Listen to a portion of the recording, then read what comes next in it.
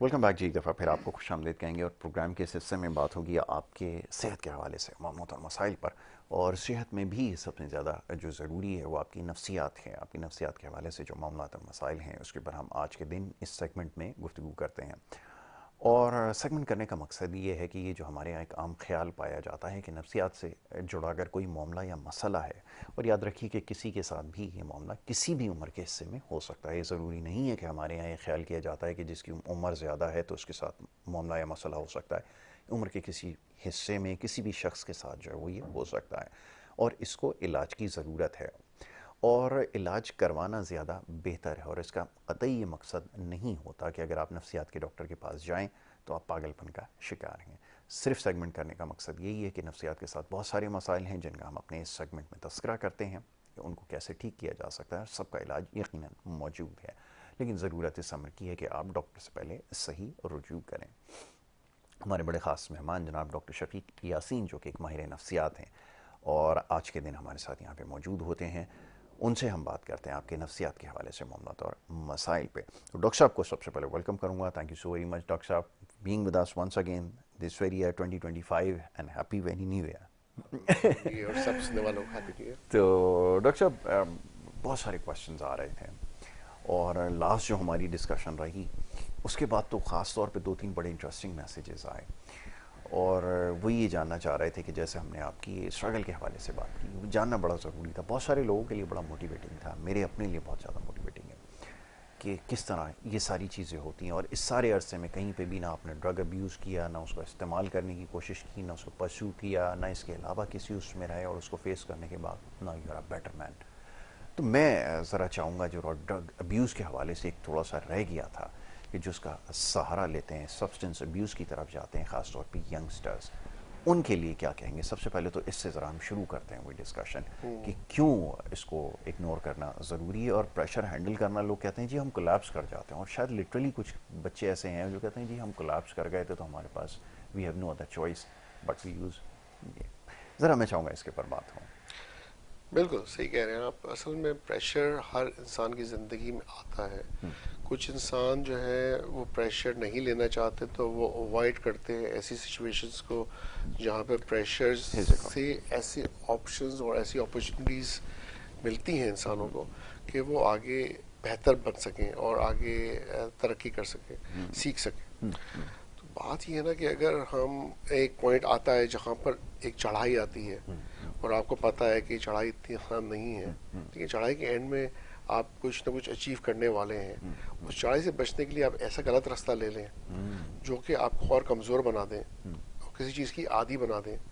उस एडिक्शन में ना सिर्फ कि आपको जिस्मानी बल्कि दिमागी बहुत से परेशानियों का और कमज़ोरियों का निशाना बन जाए, जैसे कि साइकोसिस हो सकता है, डिप्रेशन हो सकता है, मूड स्विंग्स, एंगर इश्यूज। उस पर मज़ीद फिर आप गलत डिसीजंस लेते हैं ज़िंदगी में, और गलत डिसीजन के साथ आप और पीछे की तरफ आते हैं। तो एक ऐसी अपॉर्चुनिटी जिसमें आप बेहतर हो सकते थे, आपने एक गलत रास्ता चुना, गलत फैसला किया और आपने अपने आप को मज़ीद कमज़ोर बना दिया।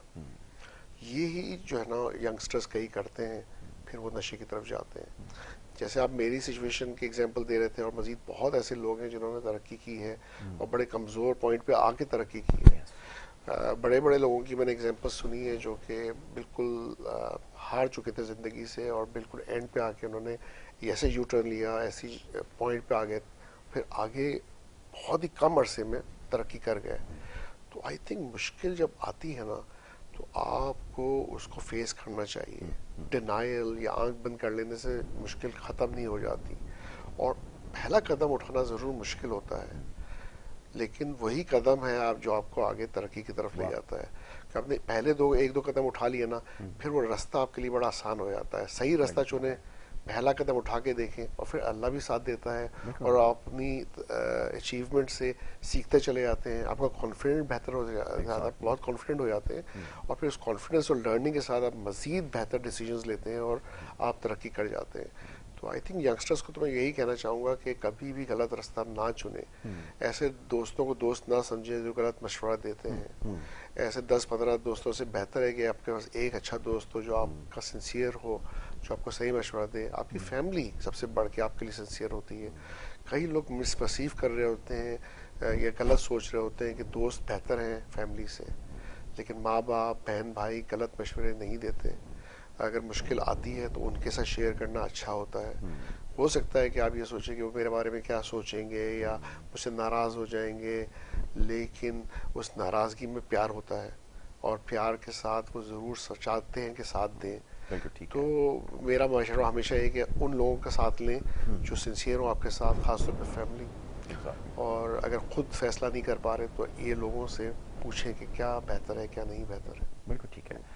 डॉक्टर साहब, ये प्री ऑक्यूपाइड रहना, कुछ लोगों से जब हम बात करते हैं तो बड़ी सोच के जवाब देते हैं और फिर वो शायद तवज्जो नहीं होती। अभी मैं आ रहा हूँ ज़रा स्टूडेंट्स की तरफ आता हूँ कि ज़्यादा ये पाया जाता है, प्री ऑक्यूपाइड होते हैं क्योंकि बहुत सारी चीज़ें दिमाग में चल रही होती हैं। बट कुछ केसेस के अंदर हमने देखा है कि लोग बहुत ज़्यादा इस चीज़ का शिकार हो जाते हैं। क्या ये वाकई लिटरली कोई ऐसी बीमारी है जिसको ट्रीटमेंट की ज़रूरत है?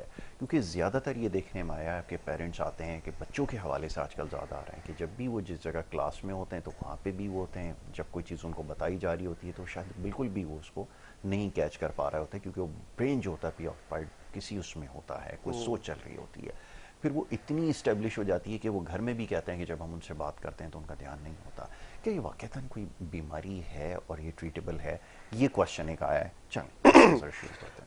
अगेन हमें सिखाया जाता है as a doctor, as a psychiatrist, जब हम जूनियर थे और यंग डॉक्टर थे, कि जब पेशेंट्स के बारे में आप बहुत ज़्यादा फिक्र करना शुरू कर देते हैं ना, जैसे मैं एक पेशेंट की प्रॉब्लम सुन रहा हूँ, साइकाइट्रिस्ट का काम क्या है कि वो एक के बाद दूसरा पेशेंट देख रहा है, तीसरा देख रहा है। कल मैंने 13 पेशेंट देखे। और होता ये है कि अगर मैं अभी भी उन पेशेंट्स के बारे में सोचता रहूँगा या उनकी प्रॉब्लम्स को लेके परेशान रहूँगा तो मैं आगे नहीं निकल सकूँगा, आगे वाले पेशेंट्स को सही से डील नहीं कर सकूँगा। तो हमें सिखाया जाता है कि आपने जब एक को डील कर लिया, आपको उसको मशवरा दे दिया, उसको ट्रीट कर लिया, यू मूव ऑन, उसके बारे में भूल जाए, नेक्स्ट पेशेंट के बारे में सोचें, एंड सो ऑन। जहाँ पे आप उन स्टूडेंट्स की कर रहे हैं ना, मल्टीटास्किंग जो है वो बड़ा मसला होता जा रहा है आजकल। कि हो ये रहा है कि एक यंगस्टर जो है ना, वो बहुत सी चीज़ें अपने दिमाग में लेके चल रहा होता है। उसके लिए वो सुबह उठता है, उठता सुबह उठे तो बड़ी बात है, खैर बहुत लेट उठता है आजकल का यंगस्टर। उठने के बाद वो स्क्रीनिंग टाइम उसका अलग होता है जो रात को उसने की होती है, कई चीज़ें उसके दिमाग में वैसे ही चल रही होती है स्क्रीनिंग के हवाले से। फिर उसके बारे में जो उसकी प्रायोरिटीज़ हैं उसने अगर राइट नहीं रखी हुई हैं तो बहुत सी चीज़ें जो है ना वो उलझन सी बनी होती है उसके दिमाग में, बहुत सी चीज़ें चल रही होती हैं, मुझे ये भी करना है, वो भी करना है, वो भी करना है। बात यह है कि if you have right priority in your life और आप अपने फोकस को क्लियर रखें, वो चीज़ें बैलेंस में लाइफ लेके चलें, अच्छी नींद लें, अच्छा फूड लें, दिमाग क्लियर होगा आपका। हाइड्रेशन, पानी, मैं बार बार रिपीटेडली कुछ चीज़ें रिपीट करता हूँ कई प्रोग्रामों में। इसकी वजह ये है कि ये चीज़ें ब्रेन की हेल्थ के लिए इंपॉर्टेंट है। अच्छा, क्यों फॉगी ब्रेन या अनक्लियर मेन या ओवर थिंकिंग को जो है वो प्रॉब्लम कर रही है आजकल, और उससे मेमोरी भी इफेक्ट हो रही है। आमतौर पे बहुत लोगों, जैसे मैं कॉमनली जो सुन रहा हूँ ना, पेशेंट्स की शिकायतें या उनके रिश्तेदारों की, वो ये कि हम याद नहीं रहती चीज़ें, हम भूल जाते हैं, और जनाब हम बहुत सी चीज़ें, फोकस क्लियर नहीं है, कंसंट्रेशन क्लियर नहीं है, और लोग सही फैसले नहीं कर पा रहे। और जैसे आप कह रहे हो प्री ऑक्यूपाइड अपनी सोचों में जाते जा रहे हैं, उसकी वजह यही है कि आपके थॉट्स क्लियर नहीं है। आप या तो पास्ट में हैं, अपनी पिछले कुछ दिनों में चीज़ें गुजरी हैं वो सोचते रहते हैं, या फ्यूचर के बारे में आपकी परेशानी है जिसे हम अप्रीहेंशन कहते हैं, कल क्या होगा, मैं ये कैसे करूँगा, वो कैसे करूँगा। आप प्रेजेंट में नहीं रह रहे। दो कि आप अभी मौजूद हैं आपके सामने या किसी के सामने, लेकिन आप फिजिकली मौजूद होने का मतलब नहीं कि मेंटली भी आप प्रेजेंट में हैं। अगर आप प्रेजेंट में रह सकें और वो चीज़ें अवॉइड कर सकें जो फ्यूचर की परेशानी है या पास्ट के इश्यूज हैं, और अपनी प्रायोरिटीज़ को राइट रखें, अपनी हाइजीन को सही रखें, फूड, स्लीप और हाइड्रेशन वगैरह वगैरह, तो बहुत तरह से आपका फोकस कंसंट्रेशन बेहतर होगी, आप प्री ऑक्यूपाइड नहीं होंगे, आप अपने मसलों को भी बेहतर तरह से हल कर सकेंगे, और आप मच मोर प्रोडक्टिव होंगे। बिल्कुल ठीक है, ये बड़ा ज़रूरी है। एक तो सबसे इम्पोर्टेंट चीज़ जो इसमें समझ में आई ना, वो आपका लाइफस्टाइल है। अगर आपका लाइफस्टाइल सही होगा तो इन चीज़ों से बच सकेंगे। इसी तरह बच्चों के अंदर, जैसे बच्चों के हवाले से क्वेश्चन किया गया था, तो हो ही ये रहा है कि प्रायोरिटीज़ को सेट करें। स्क्रीन टाइम इस वक्त जो सबसे बड़ा जो चैलेंज बन चुका है मेरे ख्याल में डॉक्टर साहब से यही जान लेते हैं कि बच्चों में जो आजकल सबसे ज़्यादा प्रॉब्लम नज़र आ रहा है वो ये बाय द वर्च्यू ऑफ ये स्क्रीन टाइम ही मुझे ऐसा लगता है कि उनको ज़्यादा प्रॉब्लम्स हो रही हैं।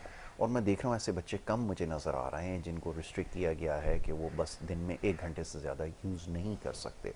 तो शायद उनकी प्रोडक्टिविटी अभी ज़्यादा नज़र आ रही है। क्या वाक़ईतन ये स्क्रीन टाइम इतना इफेक्ट कर रहा है बच्चों को? बहुत ज़्यादा इफेक्ट कर रहा है, और इसमें माँ बाप की भी गलती है कि बच्चा तो वही करेगा जिसको जो उसको सिखाया जाएगा। जो बहुत ही यंग बच्चा है और माँ बाप अगर थोड़े बिजी हैं और वो चाहते हैं कि हम अपना टाइम हमें चाहिए, या वो खुद कुछ और कर रहे हैं, तो ये मैंने बड़ा कॉमनली देखा है कि माँ बाप बच्चों को मोबाइल पकड़ा देते हैं या कोई टैबलेट पकड़ा देते हैं कि चलो ये कार्टून देखता रहेगा या कुछ ना कुछ बिजी रहेगा, हमारी ज़िंदगी आसान हो जाएगी। वो फिर एक दफ़ा एडिक्शन हो जाता है स्क्रीन का, तो फिर उसको छुड़ाना बड़ा मुश्किल हो जाता है। एक ज़माना था जब स्क्रीन एग्जिस्ट ही नहीं करती थी, there was no internet, there was no tablet, smartphones वगैरह नहीं थे, और ये ज़्यादा पुरानी बात नहीं है। गोइंग बैक एक ओनली आई डेकेड थिंक पीछे चले 25-30 जाएंगे ईयर्स तो अगो ये चीज़ें एग्जिस्ट नहीं करती थी। तो उस ज़माने में तो बच्चे ब्रॉट अप होते थे ना, वो क्या करते थे, वो खेलते थे, आपस में खेलते थे, माँ बाप के साथ खेलते थे, माँ बाप उनको टाइम देते थे, या फिर वो स्कूल में आउटडोर एक्टिविटीज़ होती थी उनकी, या घर में आउटडोर एक्टिविटीज़ होती थी थोड़ी। तो ये कि और मैन्युअली वो फिजिकली ज़्यादा ब्लॉक से खेलते थे, लेगूज से खेलते थे, या कोई ना कोई फिजिकल एक्टिविटी करते थे। अभी हो ये रहा है कि जैसे जैसे स्क्रीन टाइम बढ़ रहा है, बहुत से इश्यूज आ रहे हैं। एक तो आई साइट पे इफेक्ट पड़ता है, फिर आपके जो दिमाग में जो सिग्नल्स जा रहे हैं स्क्रीन टाइम की वजह से, उसमें मेलाटोनिन लेवल्स पे इफेक्ट पड़ता है। फिर ये कि बच्चों के कई दफ़ा माइंड की डेवलपमेंट जो है ना वो तेज़ हो जाती है, क्योंकि वो कई चीज़ें वो तेज़ी से वो सीख रहा होता है, और फिज़िकली वो थोड़ा स्लो जा रहा होता है, तो वो ओवर एक्टिव हो जाता है माइंड। और जब माइंड ओवर एक्टिव होता है तो फिर जो है ना वो सोता सोता कम है, वो ज़्यादा उस क्यूरियोसिटी वाला माइंड जो है वो ज़्यादा हाइपर होके माँ बाप के लिए ज़्यादा परेशानी का बायस बन सकता है। तो उसको बैलेंस में लेके चलना बड़ा ही इम्पोर्टेंट है, मैं समझता हूँ। और इससे कई चीज़ें बेहतर हो सकती हैं। और हर बच्चे को आप ADHD या ऑटिज्म का लेबल नहीं दे सकते, क्योंकि हो ये रहा है कि माँ बाप को ये होता है कि ये बच्चा इतना हाइपर हो गया, क्या पता इसको ऑटिज्म है या हाइपर एक्टिविटी है, या तो ADHD का तो मसला नहीं है, या तो वो लेके आते हैं असेसमेंट के लिए। और मेरे पास कई ऐसे पेरेंट्स आए हैं, और फिर मैं उनको ये समझाता हूँ कि नहीं, ये मसला और ना ऑटिज्म है, ना attention deficit hyper activity disorder है। कुछ हद तक डिप्रेशन मुझे नज़र आया बच्चों में, जो एजिटेशन के साथ नज़र आता है। और ये भी कॉमन होता जा रहा है कि फैमिलीज़ जो हैं उनके इश्यूज बच्चों में जब नज़र आते हैं तो वो फिर हाइपर हो जाते हैं, फ्रस्ट्रेटेड हो जाते हैं, सोते नहीं हैं। और उनका जो प्रोटेस्ट करने का तरीका होता है कि हम अपनी ज़िंदगी से खुश नहीं है, हाइपर एक्टिविटी बन जाता है। तो ये भी समझना ज़रूरी है कि कई बच्चे अंदर अंदर से डिप्रेशन में जा रहे होते हैं और वो हाइपर एक्टिव हो जाते हैं। बिल्कुल ठीक है, तो इसका ज़रूर आप एनालिसिस कीजिए और कोशिश करें असेस करवाना है अगर, तो डॉक्टर से इसके बारे में ज़रूर रिव्यू करें। हमारे यहाँ प्रॉब्लम ये होता है ना कि हर चीज़ को वक्त के ऊपर छोड़ दिया जाता है। इस तरह के केसेस के अंदर भी ये कहते हैं कि जब ये मेच्योर है, बड़ा हो जाएगा, फिर जाकर खुद सही हो जाएगा। ये प्रॉब्लम और ख़राब करता है। बहुत सारे केसेस में यकीनन ऐसा होता होगा, डॉक्टर साहब से भी पूछ लेते हैं कि जहाँ मामले को छोड़ दिया जाता है, जब क्रॉनिक हो जाता है तो उसके बाद फिर वो ख्याल आता है कि जी अब शायद इसको ट्रीटमेंट की ज़रूरत है। लेकिन उससे पहले भी एक मरहला आता है जिसके अंदर कहा जाता है कि जनाब कोई रूहानी मामला या मसला है, पहले उसका इलाज करवा लिया जाए। और वो होते होते होते होते इस हद तक वो मेच्योर हो जाती है चीज़ कि फिर वो ट्रीटमेंट उसकी इतनी आसान नहीं होती। और हमारे यहाँ एक बड़ा प्रॉब्लम है, डॉक्टर साहब तो रोज़ाना फेस करते हैं कि डॉक्टर साहब ये कितनी देर में ठीक हो जाएगा, ये ज़रा बता दीजिए। अब ख़राब करने में इतना टाइम लगा है, अब ज़ाहिर है कि 3 या 4 साल की उम्र के बच्चे के साथ ये प्रॉब्लम होगा, और अगर वो इसके बीमारी के साथ 24 या 25 साल का हो गया तो कैसे एक हफ्ते में, क्या कोई तरीका है तो ज़रूर बताएं, कोई ऐसा है अगर एक हफ्ते में ठीक हो जाए प्लीज़। नहीं, ये बहुत अच्छा सवाल है यासिर, बहुत अच्छा सवाल है, क्योंकि मैं जो देख रहा हूँ पाकिस्तान में एज ए साइकियाट्रिस्ट, वो ये बड़ा कॉमन है कि पहली दफ़ा जो इलाज कराने के लिए लाते हैं लोग, वो कल पेशेंट मैंने एडमिट किया 1.5 साल के बाद लेकर आए, बीमारी 1.5 साल पुरानी थी, फर्स्ट टाइम ट्रीटमेंट ले रहा था। मैंने यही पूछा वाले साहब से उनके, मैंने कहा आपने 1.5 साल क्यों इंतज़ार किया? कहते पहले इतना मसला बिगड़ा नहीं था, आस्ते आस्ते अब इतना बिगड़ गया कि वो एग्रेसिव हो रहा है, उसने अपना फ़ोन तोड़ दिया, मेरा फ़ोन तोड़ा, मार धाड़ शुरू की। मैंने कहा जब मार धाड़ शुरू की तब आप लेकर आए, वो 4 महीने से कमरे से नहीं निकला था, अपने कमरे से। तो 4 महीने से कमरे से ना निकलना क्या एक इंडिकेशन नहीं है कि ये इसके इंसान साथ कोई नॉर्मल मसला नहीं है, हो कोई गया है। मसला हो गया है, काम पे नहीं जा रहा था, आइसोलेटेड हो गया था, दोस्तों को छोड़ दिया था, डिप्रेशन में चला गया था, सोच रहा था कि लोग मेरे दुश्मन है, बाहर जाऊंगा तो कोई मुझे नुकसान पहुंचा देगा, पैरानोया था। ये मैं एक एग्जांपल दे रहा हूँ, जी। लेकिन मैंने ऐसे पेशेंट्स भी देखे 12 से 14 साल तक बीमार रहे और पहली दफ़ा बेटा। ट्रीटमेंट के लिए लाया गया जिनको। जी। मुझे बड़ा दुख होता है यासर, क्योंकि ये पेशेंट्स अगर पहले लाए गए होते तो उनको ट्रीट करना भी आसान होता उनका। और ये जो ज़ाया हो गया टाइम जो 12-13 साल का, ये वापस कैसे आएगा? एग्जैक्टली। ये तो आप वापस नहीं ला नहीं सकते। ला सकते। इतना अरसा ना उसने पढ़ाई की, ना उसने काम किया, उसकी रिलेशनशिप्स चले गई, ना वो शादी कर सका। एक पेशेंट है जो अभी 38 का है और तकरीबन जब वो 20-21 साल का था तब से बीमार था, और फर्स्ट टाइम उसे ट्रीटमेंट कराया, माशाल्लाह से बहुत अच्छा रिस्पॉन्ड किया उसने, माशाल्लाह। लेकिन 3 महीने लगे उसको ट्रीट करने में। और वही बात है जो आप कह रहे थे कि क्या इतना पुराना मसला इतनी जल्दी ठीक हो सकता है? हाँ, अगर 1-2-4 महीने के अंदर आप पेशेंट को लेके आते हैं, चांसेस काफ़ी बेहतर हो जाते हैं कि वो जल्दी ठीक हो सकता है। लेकिन जितना टाइम ज़्यादा लगेगा, जितना लॉन्ग ड्यूरेशन ऑफ अनट्रीटेड साइकोसिस या इलनेस होगी, उतना ही प्रोग्नोसिस या उसका ठीक होने का चांस कम होता कम जाएगा। होता चला जाता है। That is very important. इस चीज़ का ज़रा ख्याल रखें। खुदारा मैं हमेशा ये कहता हूँ, इस सेगमेंट करने का मकसद भी यही है कि अपनी सराउंडिंग में नज़र रखें। फैमिली के साथ भी अगर कोई शख्स ऐसा है जिसके एकदम नेचर में एकदम बहुत बड़ी कोई तब्दीली नज़र आ रही है, तो उसको सबसे पहले तो जानने की कोशिश करें, काउंसलिंग की कोशिश करें। और अगर वो आपसे नहीं बात समझ में आती, अगर उसका मसला समझ में नहीं आता, तो डॉक्टर से रुजू करना ज़रूरी है। क्योंकि अगर ऐसा नहीं करेंगे तो फिर नतीजा यही निकलेगा, जैसे अभी बात हो रही थी पेशेंट के केस से, कि वो पहले फेज़ में तो शायद आइसोलेट हो जाए, लेकिन उसके बाद फिर क्या होगा, वो एग्रेशन की तरफ जाएगा, हाइपर एग्रेशन की तरफ जाएगा, तो फिर वो ख़ुद को भी नुकसान पहुंचाएगा और हो सकता है किसी दूसरे को भी कोई बड़ा नुकसान पहुंचा दे। तो उस वक्त का इंतज़ार ना करें, डॉक्टर से रुजू करें।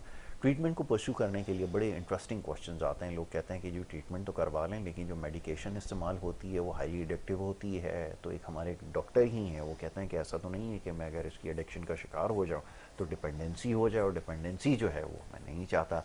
ज़रा इसका जवाब दें प्लीज़। देखिए, आसान तरीके से मैं समझाना चाहूँगा यासिर कि डिपेंडेंसी एक इशू है, लेकिन need is a different issue. अगर किसी को डायबिटीज़ है और वो डायबिटीज़ की दवाई ले रहा है शुगर कंट्रोल करने के लिए, वो कभी नहीं कहेगा मैं इस दवाई का एडिक्शन हो गई मुझे या डिपेंडेंट हो गया। बिल्कुल ठीक है। वो कहेगा हाँ मुझे ज़रूरत है। अगर ब्लड प्रेशर किसी को है और वो दवाई रेगुलरली ले रहा है, जिस दिन उसे दवाई नहीं ली ब्लड प्रेशर उसका कंट्रोल आउट हो सकता है। कोई नहीं कहेगा कि हाँ मुझे एडिक्शन हो गया, अब मुझे रोज़ दवाई लेनी पड़ती है, पूरी ज़िंदगी लेनी पड़ रही है, तो क्या मैं एडिक्ट हो गया उस दवाई का? साइकाइट्री में 95% दवाइयों में एडिक्शन नहीं है। सिर्फ बेंजोडाइजेपिन या कुछ ऐसी कैटेगरी है जिसपे डिपेंडेंस है, और वो भी शॉर्ट टर्म यूज़ के लिए यूज़ की जाती है। Within the first one month to 6 weeks में आपने यूज़ किया, उसके बाद कोई एडिक्शन। ओके डॉक्टर साहब, we have to take a short break. एक छोटी सी ब्रेक लेनी है। ब्रेक लेकर जब वापस आएंगे तो गुफ्तगू को जारी रखेंगे। आप देखते रहिए हमारा प्रोग्राम।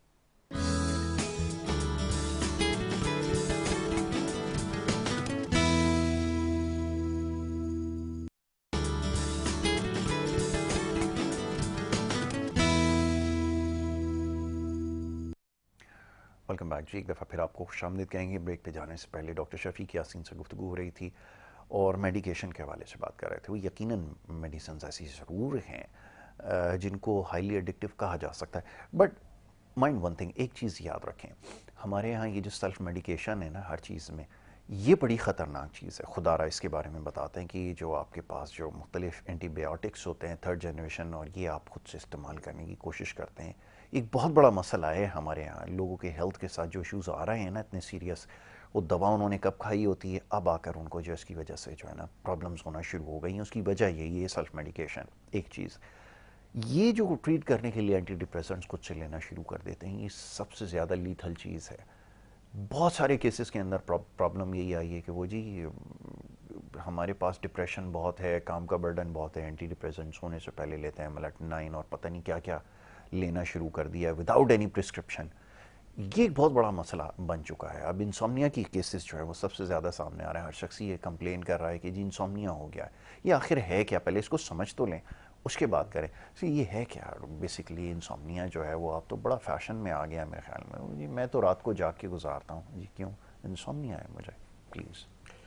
असल में हमारी खुद की गलतियां हैं बहुत सारी। जैसे मैं जो कॉमनली देखता हूँ पेशेंट्स को, वो करते हैं कि उनकी स्लीप हाइजीन ही सही नहीं है, वो चाहते ही नहीं जल्दी सोना। एक तो ये रात को मोबाइल यूज़ कर रहे होते हैं, देर से काम से आते भी हैं और फिर देर से खाने के बाद फिर फ़ोन कॉल्स दूसरी चीज़ों पे लग जाते हैं। सोते सोते रात को 2-3 बज जाते हैं, सुबह के बल्कि रात के क्या। जी और कई लोग तो कहते हैं हम फजर तक जागे होते हैं। जी।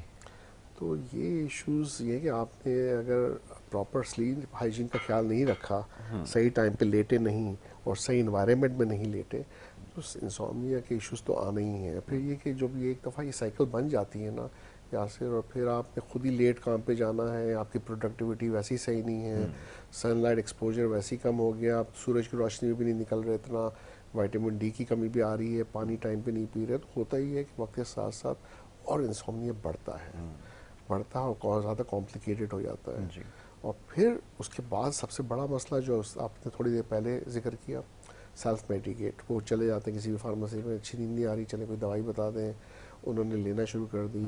या फिर अगर इत्तेफाक से गलती से डॉक्टर के पास चले भी गए ना, तो फिर होता है कि डॉक्टर तो ये सोच के दवाई देता है कि मैं अभी ये ट्रीटमेंट स्टार्ट कर रहा हूँ, हो सकता है अंडरलाइंग डिप्रेशन या कोई और इशू हो, जी तो उसको वो चाहता होगा 3 से 6 महीने का एक ट्रीटमेंट दे। अगर प्रॉब्लम मॉडरेट टू सीवियर है तो कम से कम। तो वो होता है कि पेशेंट ने एक दफ़ा दवाई ली, उसका फ़ायदा हो गया अगर, तो वो कहता है अब मेरे को क्या ज़रूरत है जाने की डॉक्टर के पास, मैं यही दवाई लेता रहता हूँ खुद ही। बिल्कुल। वो आता है 1 साल 1.5 साल के बाद और कहता है अब, और पता चला उस वक्त तक वो आदी हो चुका होता, क्योंकि डॉक्टर ने ये सोच के दवाई नहीं लिखी होती कि अब ये आएगा ही नहीं। जी उसने सोचा था कि वो आएगा फिर मैं दवाई बंद कर दूंगा।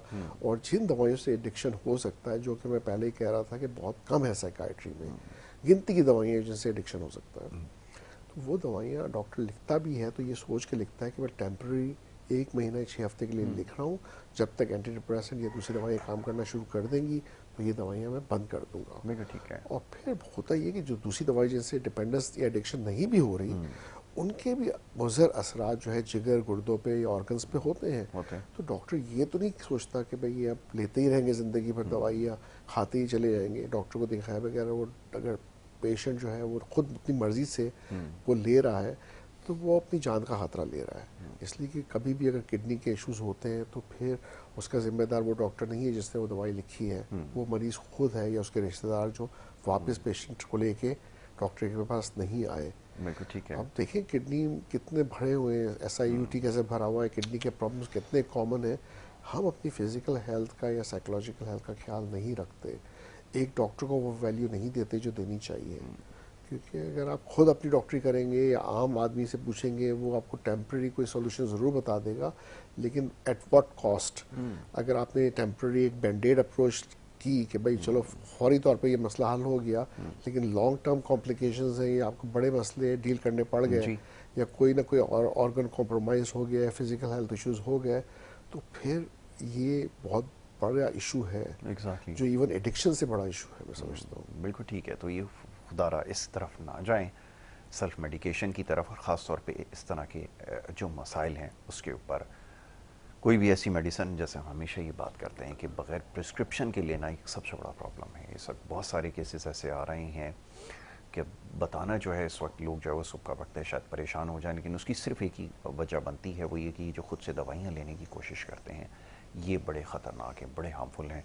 और बहुत सारे हो सकता है कि टेम्प्रेरी आपको रिलीफ मिल जाए, but in a longer run बहुत ख़तरनाक आपके लिए हो जाएगा। इसके लिए आप बड़े केयरफुल रहें, डॉक्टर से इसके बारे में रुजू करें।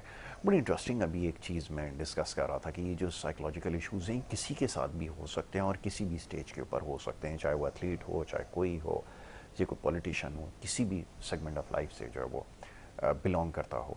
अभी जैसे बात कर रहा था कि ये भी देखता हूँ कि कंसिस्टेंट फेलियर जो होता है ना, ये एक बहुत बड़ा चैलेंज होता है। बहुत सारे प्लेयर्स को मैं भी देख रहा था, ऐसी एनालिसिस करने की कोशिश कर रहा था, तो मुझे ये लगता है कि साइकोलॉजिकल प्रॉब्लम आ रहा है। लेट्स से अभी मैं एक क्रिकेट का मैच देख रहा था, एक प्लेयर है, एक सेम फैशन में आउट होता चला जाता है, होता चला जाता है।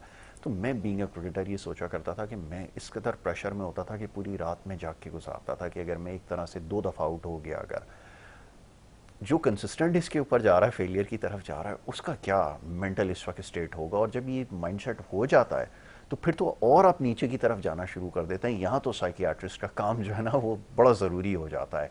क्या कहेंगे इसके बारे में? बिल्कुल जी। बात की जब मैं एग्ज़ाम दे रहा था, मैं मेडिकल स्टूडेंट था या इवन डॉक्टर बनने के बाद जब पोस्ट ग्रेजुएशन के लिए पढ़ता था, कहते थे आपकी सबसे बेस्ट अटैम्प्ट आपकी फर्स्ट अटैम्प्ट है।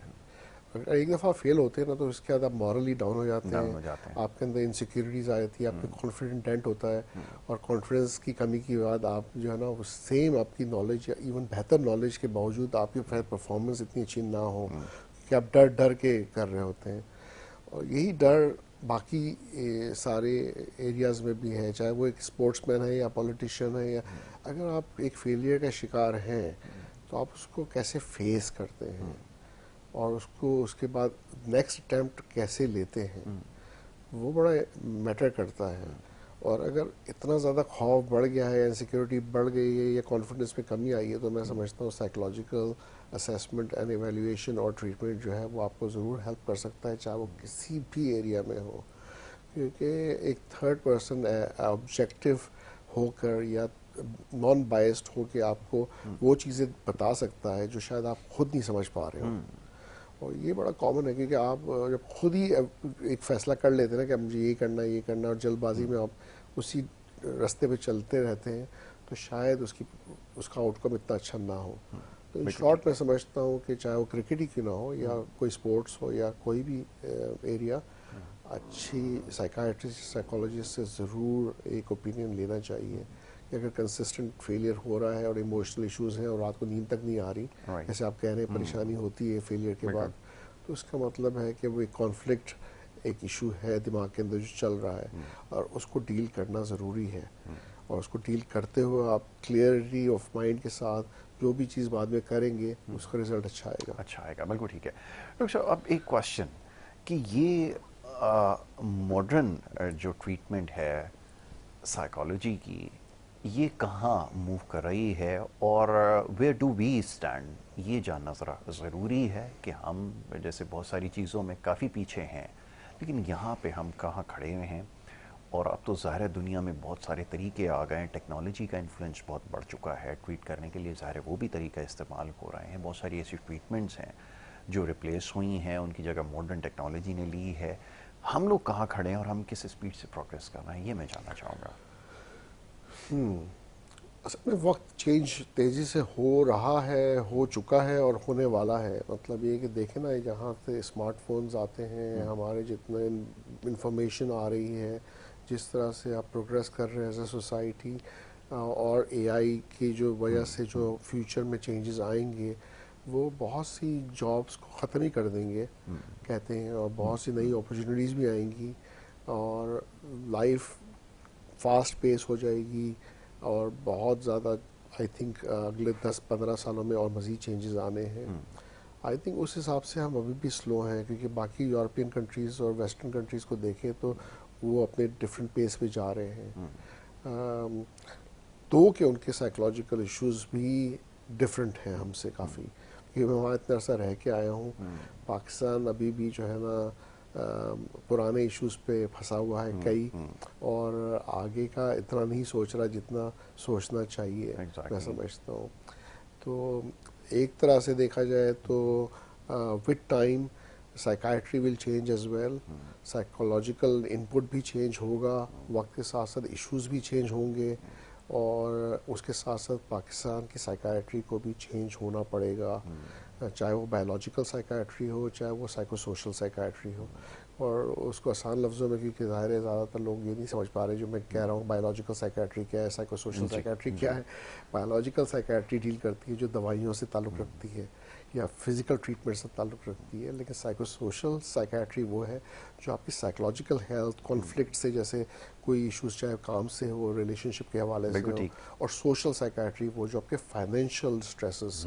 और ये एक बहुत बड़ा इशू है पाकिस्तान में, क्योंकि हम फाइनेंशियली पीछे जा रहे हैं, अफोर्डेबिलिटी पाकिस्तान में कम हो रही है। एक वजह ये भी है कि लोग डॉक्टर्स को इतना नहीं दिखा सकते, साइकाट्रिस्ट को इतना नहीं दिखा सकते, चाहे अवेयरनेस आप 100% पे भी ले जाएंगे ना, तो मसला ये होगा कि डॉक्टर वो क्या अफोर्ड कर सकते हैं साइकाट्रिस्ट को, क्या दवाइयाँ अफोर्ड कर सकते हैं, क्या उस इलाज को अफोर्ड कर सकते हैं, क्या गवर्नमेंट सर्विसेज वो सर्विसेज प्रोवाइड कर रही हैं जो equivalent to private psychiatrist provide कर रहे हैं कि नहीं। वक्त के साथ साथ ये चीज़ें को ज़्यादा क्वेश्चन उठेंगे, मैं समझता हूँ। फंडिंग हमें ज़्यादा चाहिए मेंटल हेल्थ के लिए। मैं तो खैर प्राइवेट में हूँ, लेकिन गवर्नमेंट इदारों की जो फंडिंग है उसकी इम्प्लीमेंटेशन है वो सवाल फ्यूचर में उठेंगे ज़रूर, क्योंकि हमारे नफ्सियात के प्रॉब्लम्स बहुत तेज़ी से बढ़ रहे हैं। शायद हम ज़्यादा फोकस तो डायबिटीज़ या दूसरे उस पर कर रहे हैं, जो कि वो भी बहुत बढ़ती जा रही है पाकिस्तान में। लेकिन जो नफ्सियात के इश्यूज़ हैं, आप हर दूसरा तीसरा इंसान बहुत ज़्यादा प्रेशर में है, स्ट्रेस में है, और ये जो है ना फ्यूचर के साइकेट्रिकली ये अच्छा नहीं है, क्योंकि हमें इसके लिए तैयार होना है फ्यूचर में। ठीक है। और मेरा नहीं ख्याल कि वो तैयारी हम कर रहे हैं। बिल्कुल ठीक और है। इसके लिए ना तैयार है पूरी तरह से। तैयार हैं, ये है अलार्मिंग सिचुएशन है। ये बात बिल्कुल ठीक है कि जैसे जैसे टेंडेंसी बढ़ती जा रही है, पेशेंट्स बहुत ज़्यादा आ रहे हैं, और पहले शायद कम लोग आया करते थे, लेकिन अगर आज भी अगर 10, 12, 14, 15 लोग हैं तो उसका मतलब है बड़ी तादाद इसके पीछे है, लोग वेटेंसी के ऊपर हैं। एक प्रॉब्लम हमेशा से ये रहा है ओवर द ईयर्स। अब तो शुक्र है कि अवेयरनेस के ऊपर काम कर रहे हैं, लोगों को समझ में आ रहा है, बट स्टिल जो क्वेश्चन आते हैं ना, आप इससे अंदाज़ा लगाएं। मैं आपको एक चीज़ बताता हूँ कि लोग अपना नाम मेंशन नहीं करते, वो इस वजह से कि शायद उनका नाम आ जाएगा तो लोग समझेंगे कि शायद उनके साथ कोई मसला है। बहुत सारे लोग प्रोग्राम के बाद कॉल करते हैं कि जी प्रोग्राम में कॉल अगर कर ली तो शायद आवाज़ पहचान ली जाएगी, तो लोगों को अंदाज़ा हो जाएगा कि शायद हमारे साथ कोई नफ्सियात का मसला है, हम अपने किसी फैमिली मेम्बर के बारे में बात कर रहे हैं। तो ये एक बड़ा प्रॉब्लम हमारे यहाँ है सोसाइटी में। इस चीज़ को आप ना इसके बारे में सोचें, क्योंकि जैसा मैंने कहा कि इलाज ज़रूरी है। बड़ी तेज़ी से ये लोग बढ़ते जा रहे हैं, हर शख्स किसी न किसी नफ्सियात के मसले का शिकार है। हमारी सोसाइटी के अंदर जो ख़ास तौर पे हम देखते हैं इर्द गिर्द जो कुछ हो रहा है, उसकी एक बड़ी वजह यह है कि हम किसी न किसी नफ्सियाती मसले का शिकार हैं। और फिर उसके अलावा बड़े स्पेसिफिक प्रॉब्लम्स हैं जिनको हम कैरी कर रहे हैं बहुत छोटी उम्र से, और ये कहा जाता है कि टाइम विल हील, यानी कि वक्त गुजरने के साथ ही चीज़ें सही हो जाएंगी। ऐसा नहीं होता। थोड़े केसेस के अंदर शायद ऐसा हो भी जाता होगा, मैं ये नहीं कहता कि बिल्कुल ऐसा नहीं होता, बहुत रेयर चांसेस होते हैं कि वो ठीक हो जाता है, लेकिन बहुत सारे मसाइल इस वजह से हो रहे हैं कि उसको छोड़ दिया जाता है, वो ये फ्री फ्लोट पर है, टाइम के साथ ठीक हो जाएगा। ऐसा नहीं होता। और मसला जब बढ़ जाता है तो फिर बहुत प्रॉब्लम होती है, और इन केसेस में तो ज़्यादा होती है जो ख़ास तौर पर नफ्सियात से जुड़े हैं। ऐसा ही है डॉक्टर साहब? बिल्कुल। एक चीज़ मैं और ऐड करना चाहूँगा कि मैं जो देखता हूँ ना, जैसे आप कह रहे हैं कि स्टिग्मा बहुत ज़्यादा है, तो लोग कहते हैं यार साइकियाट्रिस्ट को दिखाना या हमारा नाम आ जाएगा तो लोग समझेंगे हम नफ्सियाती हैं। तो मेरा सवाल लोगों से ये है कि क्या अगर कोई घबराहट की बीमारी है या बेचैनी की या मायूसी की बीमारी, तो क्या आप समझते हैं कि नफ्सियात में ये शामिल होती है? नहीं। मेजॉरिटी आप देखें ना, हर दूसरा तीसरा इंसान घबराहट और बेचैनी और मायूसी की बीमारी का शिकार है। बिल्कुल ठीक है। और हम अगर ये नहीं समझते कि ये नफ्सियात के अंदर डोमेन में आता है, और सिर्फ पागलपन ही अगर सोचते हैं कि नफ्सियात के डोमेन में आता है, तो शायद 80 और या 120 में से कोई एक होगा जो पागलपन की बीमारी का शिकार होगा, जैसे हम स्किज़ोफ्रेनिया कहते हैं। 0.8% रिस्क है उसका स्किज़ोफ्रेनिया, जनरल पॉपुलेशन में मैं कह रहा हूँ। तो जो मेजॉरिटी बीमारी, जो बल्क है नफ्सियात की बीमारी का, वो है ही घबराहट और मायूसी की बीमारी। बिल्कुल सही है। और लोगों को ये समझना ज़रूरी है कि अगर मैं घबराहट, बेचैनी, या मेरा साथ में जो रिश्तेदार है या दोस्त है वो इस बीमारी से गुजर रहा है, तो उसको साइकियाट्रिस्ट के पास ले जाने में कोई शर्मिंदगी की बात नहीं है। असल मसला ही मेन जो है, जो हमें डील करते हैं साइकियाट्रिस्ट, वो मायूसी की बीमारी है, घबराहट की बीमारी है, या नींद नहीं आना है, ओवर थिंकिंग है। तो वो इतना कोई बड़ा मसला नहीं है। अगर लोगों को पता भी चल जाएगा कि आपको मायूसी की बीमारी है, थोड़ी घबराहट हो रही है, तो इसमें क्या शर्मिंदगी है? बिल्कुल ठीक है। मुझे ये बात समझ नहीं आती कि लोग क्यों इतने शर्मिंदा होते हैं साइकियाट्रिस्ट के पास आने से। बिल्कुल इसलिए कि एक लेबल जो लग गया है बहुत पुराना कि ये पागलपन का शिकार होते हैं तभी नफ्सियात के डॉक्टर के पास जाते हैं। इस बुत को हमें तोड़ना पड़ेगा। ये जो है ना गलत वो है इम्प्रेशन, बिल्कुल। ये बहुत कम केसेस में ऐसा होता है जो एक्सट्रीम केसेस हैं। ज़्यादातर केसेस में एक साइकियाट्रिस्ट के पास आना उन पेशेंट्स को चाहिए जो सिर्फ एक घबराहट बीमारी, छोटी मोटी डिप्रेशन, या फिर नींद नहीं आना है, या ओवर थिंकिंग है, ये आप पे अफेक्ट करना शुरू करती है, या गुस्सा आ जाना छोटी छोटी बातों पे। और ये बड़ा कॉमन है हमारी सोसाइटी में। गुस्सा, मियाँ बीवी के झगड़े बढ़ जाते हैं, बच्चों पे नेगेटिव इफेक्ट्स आते हैं, बच्चों की नफ्सियात पे क्या उसके इफेक्ट्स आ रहे हैं। तो पूरी पूरी जनरेशन हमारी तबाह हो रही है छोटे से मसले की वजह से। जब वो मसला बहुत बड़ा हो जाता है तब साइकियाट्रिस्ट के पास आता है। तो अनफॉर्चुनेटली जिस मसले को आसानी से हल किया जा सकता है वो सिर्फ एक स्टिग्मा की वजह से या ये सोच के कि मैं लोग क्या सोचेंगे, लोग क्या सोचेंगे, बिल्कुल ठीक है। नहीं आते साइकाट्रिस्ट के पास। और इस बात का मुझे बड़ा अफसोस होता है। यही वजह है कि मैं हर फ्राइडे को यहाँ पाया जाता हूँ। बिल्कुल ऐसा ही है, बिल्कुल ऐसा वरना ही है। ये इतनी और एफर्ट जो हो रही है वो इसीलिए हो इसी रही है। वजह यू से आर हो रही है। एब्सोल्युटली राइट, बिल्कुल ऐसा ही है। ये जो इतना मुश्किल काम, अपना स्केड्यूल इतना टफ होता है, डॉक्टर साहब यहाँ पर आ रहे हैं हमारे बुलाने पे, सिर्फ और सिर्फ यही वजह है। हम from the very first day यही कोशिश कर रहे हैं कि इसको ख़त्म किया जाए सिलसिले को, कि नफ्सियात के डॉक्टर के पास देखिए हर इंसान जो फिज़िकली आपको फिट भी नज़र आता है। मैं अपनी मिसाल देता हूँ, मेरी रिस्क एपेटाइट इतनी नहीं है, मैं बहुत ज़्यादा कॉशियस रहता हूँ कि कोई काम करने से पहले कि रिस्क होगा तो मैं नहीं उसको करूँगा, परसू करूँगा। तो वो ज़ाहिर चीज़ है, ये प्रॉब्लम तो है। और वो आपने जब मुझे बताया कि इसको कैसे ओवरकम किया जा सकता है ना, आई एम फीलिंग बेटर। ये प्रॉब्लम हर किसी के साथ होता है। मैं फिज़िकली हो सकता है कि 100% फिट हूँ, बहुत अपना लाइफस्टाइल को लेके मैं बड़ा रहता हूँ कॉशियस कि कोई चीज़ ना करूँ, वो टाइम पे सो जाऊँ, सब कुछ, बट उसके बावजूद भी प्रॉब्लम तो है ना, ये बिल्कुल। थी। तो कहने का मकसद है कि हर किसी के साथ हो सकता है, तो उसमें क्या प्रॉब्लम है? तो मैं डॉक्टर से ही रुजू करूँगा, और मैंने किया तो मुझे तो बड़ा इसमें फ़र्क महसूस हुआ, और मैं आई एम फीलिंग बेटर, एक नॉर्मल लाइफ जी रहा हूँ। तो ये बड़ा ज़रूरी है, जैसे डॉक्टर साहब ने कहा, तो इसके बारे में ज़रा ज़रूर सोचें और आएँ ज़रूर। अच्छा, अब होता ये है कि फैमिली इश्यूज़, इससे सबसे ज़्यादा जो चीज़ मुतासर हो रही हैं वो फैमिलीज़ हो रहे हैं, मियाँ बीवी के अंदर जो है बड़े प्रॉब्लम्स हो रहे हैं। वो डॉक्टर साहब मेरे पास बड़े केसेस आते हैं, लेकिन अगेन वो उस वक्त आते हैं जब मामला हाथ से निकल गया होता है। हमारे यहाँ तो इस चीज़ को रियलाइज़ ही नहीं करते, बाद में बड़ी देर के बाद ख्याल आता है कि यार ये एक प्रॉब्लम था, अगर इसके ऊपर काम कर लेते तो शायद आज उसी तरह इंटैक्ट होते। क्या कहेंगे? बिल्कुल आप बिल्कुल सही कह रहे हैं कि शादीशुदा जोड़ों में ये बहुत कॉमन होता जा रहा है कि वो नाखुश हैं। शुरू में एक्सपेक्टेशन डिफरेंट होती है, शादी के बाद जो है ना चेंजेस आती हैं, और फिर उसको डील किस तरह से किया जाता है।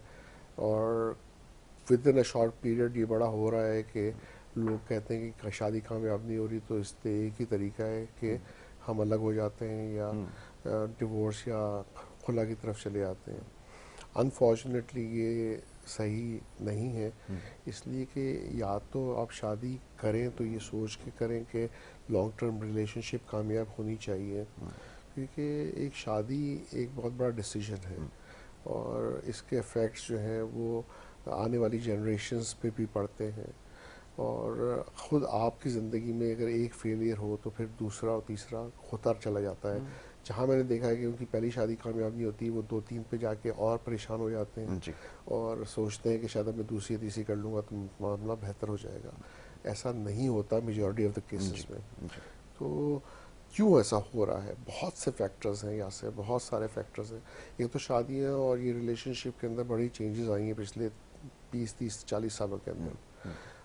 जितनी शादियाँ सिंपल थीं, जितनी ज़्यादा शादियों में कॉम्प्रोमाइज़ फैक्टर ज़्यादा था, एक्सपेक्टेशन के फैक्टर्स कम थे, अरेंज मैरिजेस ज़्यादा थीं, उतनी ही विद टाइम देखा जा रहा है कि मीडिया और सोशल मीडिया और जैसे जैसे हमारा चेंज हो रहा है दौर, हम प्रोग्रेस कर रहे हैं, बहुत जल्दी सोच रहे हैं कि तरक्की कर रहे हैं, लेकिन हो ये रहा है कि seems like grass is greener on the other side. जो टीवी पे दिखाया जा रहा है, बहुत अनरियलिस्टिक शादियां दिखाई जा रही हैं, अनरियलिस्टिक रिलेशनशिप्स दिखाई जा रही हैं, उससे भी गलत चीज़ें सीखी जाती हैं।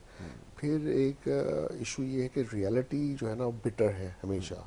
जब शादी होती है तो आफ्टर द हनीमून पीरियड, जो शुरू का ही टाइम होता है और अच्छा टाइम होता है, उसके बाद आपको प्रैक्टिकल लाइफ में जब एंटर होना पड़ता है एक मियाँ बीवी को, तो जिम्मेदारियाँ पहले से बढ़ गई हैं। एग्जैक्टली। पहले एक ज़माना था, मैं अपने फादर को ही सोचता हूँ जब वो मेरे वालिद ज़िंदा थे या वालदा थी ज़िंदा, तो ज़माने में एक इंसान काम करता था और आराम से इतना कमा लेता था कि पूरी फैमिली बैठ के खाती थी।